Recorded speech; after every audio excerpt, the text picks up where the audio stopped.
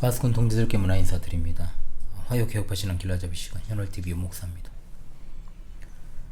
지금 우리 계속 인간론을 공부하는 중에 있습니다. 오늘은 11번째 시간으로 제4장 하나님의 언약에 대해서 공부하는 시간을 갖겠습니다. 오늘도 변함없이 집중해서 공부하는 시간을 갖도록 하죠. 자, 성경은 죄인들에게 구원의 길을 알려주시는 성삼위일체 하나님의 작정과 구원의 섭리사입니다. 자, 그런데 하나님의 작정과 구원의 섭리사는 언약의 형식으로 펼쳐져 있습니다. 언약의 형식이라는 것은 하나님이 구원하시는 일에 관한 모든 일들을 약속하시고 그것을 성취하시는 모습이다.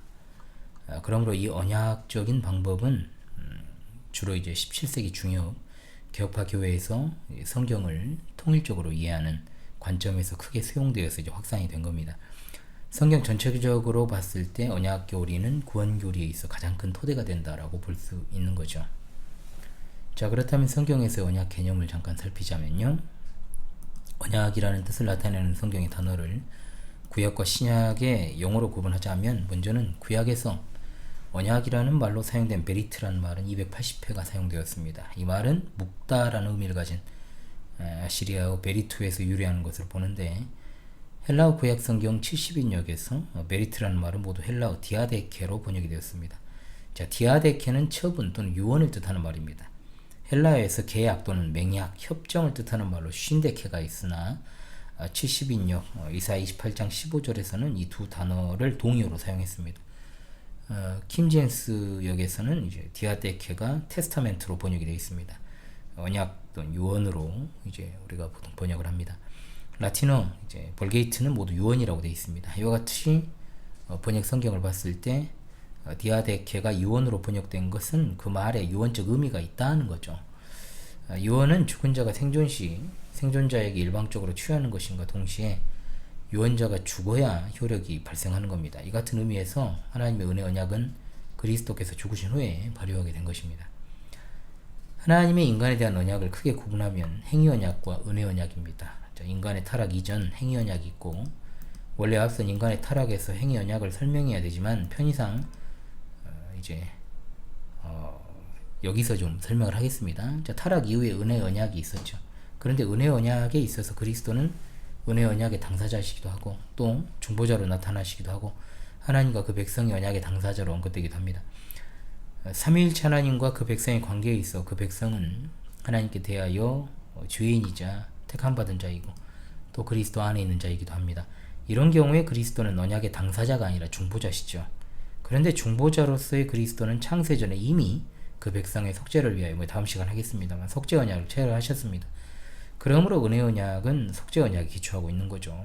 이것은 개혁파 신학자들 대다수가 주장을 합니다. 삼위일체 하나님의 구원 작정과 섭리사에 있어 기본적인 교리라고 할 수 있습니다. 자, 그렇다면 이제 행위 언약 하에 있는 인간에 대해서 살핍니다. 성경은 언약의 책입니다. 구약과 신약으로 되어 있고요. 성경에 기초한 기독교는 근본적으로 하나님과 언약 관계로 성립되어 있어요. 실제적으로 구약에서는 선민 아브라함과 이스라엘 민족을 대상으로 하는 언약 형식이며 신약은 그리스도 안에서 택함받은 교회와의 언약 형식입니다. 따라서 구약과 신약은 별개의 언약이 아니라 같은 은혜 언약인 거죠. 17세기 중엽 한무리의 개혁파 신학자들이 행위 언약이라는 교리를 제창하게 되어서 이제 알려지게 된 건데요. 물론 행위 언약 자체는 이제 성경에 나오지는 않지만 용어 자체는요. 행위 언약 교리는 분명 성경적입니다. 호세아 6장 7절 그들은 아담처럼 언약을 어기고 거기에서 나를 반역하였느니라. 이 부분을 직접적인 계시로 보기도 하지만 분명한 건 창세기 2장 17절의 말씀 선악을 알게 한 나무 열매는 먹지 말라 내가 먹는 날에는 반드시 죽으리라. 이 말씀이 바로 행위 언약입니다. 즉 이것은 하나님이 아담에게 순종을 요구하시는 명령이고 약속인데 지키라 지키면 살고 어기면 반드시 죽는다. 이 약속과 명령입니다. 하나님께서는 아담을 참된 지식과 의로움과 거룩함을 지닌 자기 형상을 따라 창조하신 후 그 아담과 생명의 언약을 맺으셨습니다. 그 언약은 모두가 알다시피 선악을 알게 하는 나무 열매를 따먹음으로 사망의 고통을 당하지 않도록 금지하시고 완전한 순종을 조건으로 하는 생명의 언약인데 곧 행위 언약입니다. 따라서 하나님의 언약을 어긴다는 건 하나님의 절대적 권위에 도전하는 것이죠. 하나님의 절대 권위는 하나님의 절대 명령인 종교 명령에서 표명된 겁니다. 하나님의 종교 명령은 인간이 하나님이 누구신지 알고 살아야 한다는 뜻입니다. 이것은 하나님께서 반드시 인간에게 순종 행위를 요구하게 되는 거죠. 따라서 인간은 하나님의 명령을 지킬 의무가 있습니다. 왜냐? 하나님은 창조주이십니다. 주인이시고 인간은 피조물이기 때문이죠. 언약이라 하면 이제 우리가 흔히 말하는 계약의 성격을 가지고 있습니다. 그러므로 계약이 보다 나은 개념이라 볼 수 있는데요. 계약이라 하면은 인격 대 인격 사이에 성립이 됩니다. 인격을 떠난 이 계약이란 있을 수 없어요. 이것은 또한 산자와 산자 사이에 성립이 됩니다. 계약은 상호 동의 계약이 있고 상호 호혜 계약이 있고 상호 대등 계약이 있습니다. 자, 그러나 하나님과 인간의 언약은 어디까지나 하나님께서 절대권을 가지고 인간에게 순종을 강요하여 체결된 일방적 언약입니다. 학교나 기업에서 또 학생이나 사원에게 일방적으로 서약시키는 것과 같고, 교회에서 세례식을 거행할 때 일방적으로 신앙 고백에 의한 서약을 하는 것, 하나님과 인간의 언약 관계를 뜻합니다. 선악을 알게 하는 나무 열매를 먹지 말라는 건 선언적 약속입니다. 그런데 그 약속을 어기고 말았죠. 창세기 3장 1절, 아담이 결국 이 열매를 먹게 되는 심리적 동기가 잘 나와요. 세 가지가 들어있습니다. 첫째, 하나님 말씀에 대한 의혹을 품은 것이고, 둘째, 약속에 대한 불신앙, 셋째, 하나님과 같이 되어보려는 교만, 허영심, 욕심입니다. 불신앙에 따른 불순종과 교만을 뜻합니다. 따라서 행위 언약은 은혜 언약의 원형이다. 그것은 무엇으로 알 수 있느냐? 예수 그리스도와 아담의 대비를 통해서. 근본적으로 은혜 언약은 그리스도께서 우리의 보증인으로 원래 약속을 이행하셨다는 사실을 전제합니다. 그리스도께서 세상에 오신 목적, 아담의 불순종으로 인하여 이행하지 못한 언약을 이행하시고 아담의 후손의 죄를 속죄하시기 위함이잖아요. 따라서 행위 언약 교리는 아담과 그리스도의 대비관계에서 잘 이해할 수 있고 이해되어야 됩니다. 먼저는 행위 언약의 개념, 성경적 근거, 언약의 요소와 성질을 차례로 고찰할 필요가 있습니다. 자, 개념을 보겠습니다. 행위 언약이란 뭐냐? 하나님의 형상으로 창조된 아담과 하나님께서 맺으신 언약이다. 그 내용은 선악을 알게 한 나무 열매를 먹지 말라는 것, 그리고 이 명령을 지키는 여부에 따라 영생과 사망의 결과가 오게 되어 있습니다.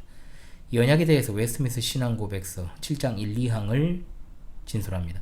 사랑과 맺으신 첫 번째 언약은 율법의 언약이었는데, 그 언약으로 아담에게와 그 후손들에게 완전히 개인적으로 순종하는 것을 조건으로 생명이 약속되었다. 타락함으로 말미암아 인간은 그 언약으로 영생을 얻을 수 없게 되었으므로 하나님은 그 깊으신 뜻대로 두 번째 언약을 맺으셨으니. 서열문답 12문입니다. 사람이 창조함을 받은 본 지위에 있을 때 하나님께서 저를 향하여 섭리하시는 중에 무슨 특별한 작정을 하셨습니까? 답. 하나님이 사람을 창조하신 후 완전히 순종하는 것을 조건으로 삼아 생명의 언약을 맺고 선악을 분별하는 나무 실과를 먹는 것은 사망의 벌로서 금하셨습니다. 자, 이 언약에 대한 중심적 기록인 창세기 2장. 행위 언약이란 용어가 직접 나타나진 않지만 창세기 2장 16절로 17절 분명 행위 언약을 명백하게 드러내는 말씀입니다. 이 말씀 속에 언약의 두 당사자와 조건과 약속, 언약의 모든 요소들이 다 구비되어 있기 때문입니다. 자, 행위 언약 요소를 보죠. 언약은 언제나 보통은 세 가지 요소인데 여기서 네 가지로 살피겠습니다. 뭐냐? 바로 당사자, 약속, 조건, 그에 따른 벌칙입니다. 자, 먼저 당사자를 보죠. 제1당사자 반드시 당연히 삼위일체 하나님이시죠. 제2당사자는 아담입니다. 하나님께서는 우주의 창조자이시오 도덕적 통치자이시오, 아담은 피조물이 온 인류의 대표자이면서 도덕적 자유행위자. 자, 이것에 주목해야 되겠죠. 그러므로 행위 언약은 동등한 두 당사자 사이에 이루어진 언약이 아니라 창조주께서 피조물에게 일방적으로 체결한 주권적 계약입니다. 왜냐? 성경에서 두 당사자가 동의를 했다거나 또는 아담이 언약의 조항을 승인했다는 그런 내용이 없어요. 성경 어디에서도 하나님과 사람이 동등하게 나오질 않습니다. 그러나 그 조항들은 은혜롭고 하나님은 사람이 그것을 찬동하기를 기대하시고 아담은 그 조항들을 받아들였다. 아담의 지위는 하나님이 부여하신 것입니다. 인류의 대표자죠. 그러므로 아담은 전 인류의 연대적 대표자로 그 후손들을 대표하여 행동할 수 있게 되었습니다. 신학적으로 대표의 원리라고 부릅니다. 두 번째, 약속입니다. 인간들 사이에 약속 얼마나 잘 어겨요? 약속은 어기라고 있는 것이다. 우스갯소리도 있죠. 약속은 분명 장래 일에 대해서 상대방과 구두로나 문서로 미리 결정해 두는 것입니다. 행위 언약에서의 하나님의 약속은 영생입니다. 그 약속을 충실하게 그리고 완전하게 지키면 영생을 약속하신 것이죠. 물론 그 약속에는 벌칙도 있습니다. 약속된 생명은 자연적 생명의 단순한 연속만이 아니라 영원토록 하나님과 교제하는 참으로 복된 삶, 그 새로운 질적 영생을 가리킵니다. 행위 언약에서의 약속은 영생이기 때문에 그 약속의 조건을 이행했다면 영생을 얻었을 것입니다. 셋째로 조건입니다. 그 내용은 뭐냐? 완전한 순종입니다. 다시 말해서 계시된 한도에서 하나님의 온전한 뜻을 마음과 행동으로 완전히 이행하는 순종입니다. 그래서 이것을 이제 절대적 명령에 대한 완전한 순종이다. 순종은 자원에서 복종하는 것을 뜻합니다. 선악을 알게 한 다음 열매를 먹지 말라는 절대적 명령은 극히 숭고하고 완전한 순종을 요구합니다. 하나님께서 아담에게 영생을 단순하게 허락해 주지 않으시고 일정한 조건의 성취를 요구하시면서 자기의 노력과 행위에 의해 영생을 얻게 하신 건 하나님이 아담을 창조하신 대로 그를 도덕적 자유행위자로 대하신 겁니다. 갑자기 목이 안 좋으니까 좀 제가 낮춰서 말할게요. 하나님은 사람에게 영생을 주시려고 아담을 상대로 행위 언약을 설정하십니다. 그런데 거기서 실패해버리죠. 네 번째, 벌칙입니다. 자, 벌칙. 이거 형벌이죠. 형벌은 뭐냐? 범죄자에게 관한 보응과 불이익과 고통입니다. 먹는 날에는 반드시 죽으리라. 행위 언약을 지키지 못하는 결과로 오는 형벌은 죽음입니다. 일반적으로 죽음이라 했을 때 우리는 육체적, 영적, 영원한 죽음을 다 포함합니다. 육체적 죽음은 영혼과 몸이 분리되는 것이고 영적 죽음은 영혼이 하나님을 떠나 비참한 상태입니다. 그리고 영원한 죽음, 그 비참한 상태의 계속입니다. 아담이 범죄함으로 인해 영적 죽음이 즉시로 임했고 죽음의 종자는 육체에서 활동하기 시작하여 육체적 죽음의 종말도 고합니다. 이 행위 언약의 형벌은 아직도 유효해요. 죄의 삭은 사망이니까. 그리스도를 떠나 있는 모든 사람에게는 아직 행위 언약이 유효합니다. 그 성격을 보죠. 창세기 2장에서는 이 행위 언약의 성격을 몇 가지 특성으로 나타내고 있습니다. 첫 번째는 일방성입니다. 일방통행이라는 거죠. 언약은 대등한 당사자, 다시 말해 대등한 권리와 의무를 가진 당사자가 맺는 것이 이제 상례죠. 따라서 이제 언약은 쌍방의 합의하에 두 당사자가 서로 상대방에게 일정한 요구를 제시하고 동시에 상대방에게 일정한 조건을 이행할 책임을 지는 것이 성립이 되는데 행위 언약은 어디까지나 하나님이 절대권을 가지고 인간에게 순종을 강요하여 체결된 일방적 언약이다. 편무계약이다. 이 말입니다. 두 번째, 유효성입니다. 행위 언약이 아담의 타락 이후에도 유효한가? 그렇지 않은가? 알미니우스주의자들은 행위 언약은 아담의 타락으로 말미암아 전적으로 폐기되었다. 그러나 우리 개혁파는 알미니안의 주장과 달리 행위 언약이 어떤 면에서는 과거의 것으로 폐기되었으나 동시에 아직 유효하다는 입장을 취하고 있습니다. 유효한 면이 뭐냐? 조건이죠. 조건. 방금 말씀드린 조건에 있어서 행위 언약에서 주어진 조건은 하나님의 명령에 대한 완전한 순종의 요구인데 그것은 지금도 유효한 것입니다. 하나님의 명령에 불순종하는 자들에게 임하는 저주와 형벌은 여전히 실행되고 있습니다. 또한 약속입니다. 하나님이 완전한 순종을 조건으로 생명을 주시기로 약속하셨는데 이 약속은 오늘날에도 유효합니다. 다만 인간이 율법을 온전히 순종할 수 없기 때문에 이 방법으로 영생을 얻지 못할 뿐입니다. 행위 언약에 있어서 폐기되면 뭐냐? 인간이 영생을 얻기 위한 고정된 방법은 아니라는 점. 즉 하나님은 중보자 예수 그리스도를 세우심으로 그분을 믿음으로 말미암아 영생을 얻는 방법을 마련하셨기 때문에 행위 언약은 영생을 얻는 유일한 길로 그 의미를 상실하게 된 겁니다. 이런 면에서 행위 언약이 폐기되었다고 말할 수 있지만 예수 그리스도를 믿지 않는 자들은 여전히 그 안에 있기 때문에 행위 언약의 유효한 면과 폐기된 면은 동전의 양면이다라 이렇게 볼 수가 있겠습니다. 자, 그리고 이제 생명나무 해석에 대한 문제를 다루도록 하지요. 자, 창세기 3장 22절의 내용입니다. 에덴 동산에 선악을 알게 하는 열매를 맺는 선악과 외에 생명나무를 언급하잖아요. 그러면 이 생명나무는 과연 실제하는 나무냐 아니면 단순한 상징이냐 이런 어떤 해석상의 문제가 있는데 이와 관련해서 네 가지의 견해가 있습니다. 참고해야 될 것입니다. 첫째로 실제설입니다. 루터는 그 나무가 문자 그대로 사람의 생명을 항상 건강하게 또는 젊게 만들어주는 나무라고 말합니다. 그러면서 하나님의 말씀이 그렇게 되게 했을 것이다 라고 했습니다. 두 번째가 상징설입니다. 볼코프 교수는 말하기를 우리는 나무의 열매를 아담의 구조 안에서 요술적으로 의학적으로 작용하는 불멸성이라고 생각해서는 안 된다. 이것은 반드시 지정된 생명의 상징이나 표식으로 인식되어야 한다고 했습니다. 셋째로 불가지설입니다. 찰스 하지 교수는 그 나무의 실과가 생명을 주는, 즉 그 사람의 몸을 그것의 젊은 기력과 아름다움대로 유지하거나 혹은 점진적으로 향상시켜 부활하신 그리스도의 몸과 같게 하는 능력을 가졌는지, 아니면 그 실과를 먹는 것과 불멸성 사이에는 단순히 언약적이며 상징적이었는지 확정할 수 없다. 우리는 다만 그 나무 열매를 먹는 것이 어떤 방식으로든 영생을 누리게 할 수 있었다는 것을 알면 충분하다. 이렇게 했고요. 네 번째, 인호설입니다. 보스웰은 창세기와 계시록에 나오는 생명나무는 족장시대의 제사제도나 오늘날 성찬과 세례와 같은 것이었다. 이런 제도들은 하나님과의 교제를 실현하는 자체 효력을 갖는 것은 아니지만 그것은 인호로서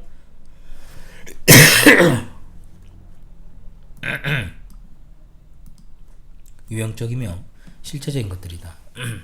생명나무의 열매를 먹는 것은 오늘날의 성찬을 먹는 것과 같이 하나님께 신앙을 가진 일의 표현인 외면적 유형적 행동이었다라고 했습니다. 목이 갑자기 안 좋아져. 칼빈이 이런 입장에서 칼빈은 생명나무는 그리스도를 상징하는 나무라고 했고, 박윤선 박사도 이런 입장을 취해서 사람의 조상 아담이 행위계약을 어기고 실패한 다음에는 그리스도께서 그를 대신하여 행위계약을 지켜주심으로만 영생하게 되었다. 그렇다면 생명나무는 하나님의 백성을 대신하여 행위계약을 지켜 그들의 영생길이 되어주신 예수 그리스도를 상징한 것이다. 영생은 그리스도와 분리되어 있는 것이 아니다. 만일 그것이 그리스도와 분리되어 있다면 그리스도 밖에도 영생이 있다는 이원론이 되어진다. 만일 이렇게 주장한다면 그것은 성경에 맞지 않는다고 했습니다. 자, 종합하여 결론을 내리면 생명나무는 언제나 선악과 나무를 염두에 두고 생각을 해야 됩니다. 선악과 나무는 분명히 존재하는 나무입니다. 분명합니다. 성경에 그 나무는 각종 다른 나무와 비교되었고, 또 하와가 나무를 먼저 먹음직도 하고 보암직도 하고 지혜롭게 할 만큼 탐스럽기도 하다고 했으니 분명히 실제하는 나무입니다. 마찬가지로 생명을 알게 하는 나무도 존재한 나무입니다. 확실합니다. 여호와 하나님께서 9절에 그 땅에서 보기 아름답고 먹기 좋은 나무가 나게 하시니 동산 가운데에는 생명나무와 선악을 알게 한 나무도 있더라.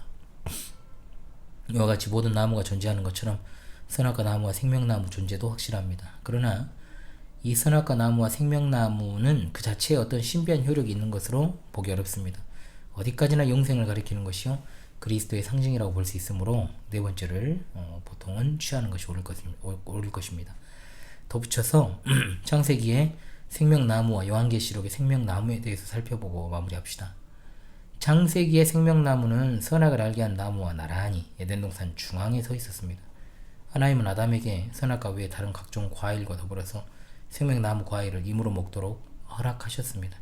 그러나 그가 범죄한 후로는 생명나무 과일을 먹지 못하게 금하십니다. 인류 역사가 다 지나고 또 그리스도께서 재림하심으로 이루어진 새하늘과 새 땅이 도래하면 어린 양의 보좌로부터 강이 흐르고 강 좌우에 생명나무가 있어 달마다 과일을 맺고 그 과일을 먹게 할 것이라고 했습니다. 이것은 에스겔 선지자가 환상 중에 본 계시와도 일치하고 창세기의 생명나무와 맥락을 같이 하고 있습니다. 사람이 범죄하여 금지당했던 생명나무 과일을 죄사함 받은 후에 연약함과 죄의 성질이 없는 신령한 몸이 될 때 새하늘 새 땅에서 다시 먹게 될 것입니다.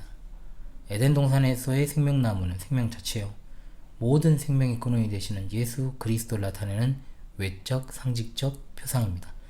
이제 영생을 상실한 죄인들이 참된 영생을 얻는 유일한 비결은 예수 그리스도를 자신의 구주로 영접하는 일 뿐입니다. 아멘. 예, 이번 주는 행위언약에 대해 공부를 했습니다. 목이 급작스럽게 또 안 좋아지고 있는데요. 어찌되었든 다음 주에는 은혜 언약의 기초가 되는 속죄 언약 또는 구속 언약이라 불리는 이 언약을 공부하도록 하겠습니다. 지금까지 화요 개혁파 신앙 길라잡이 시간 현울TV 윤목사였습니다. 여러분 감사합니다.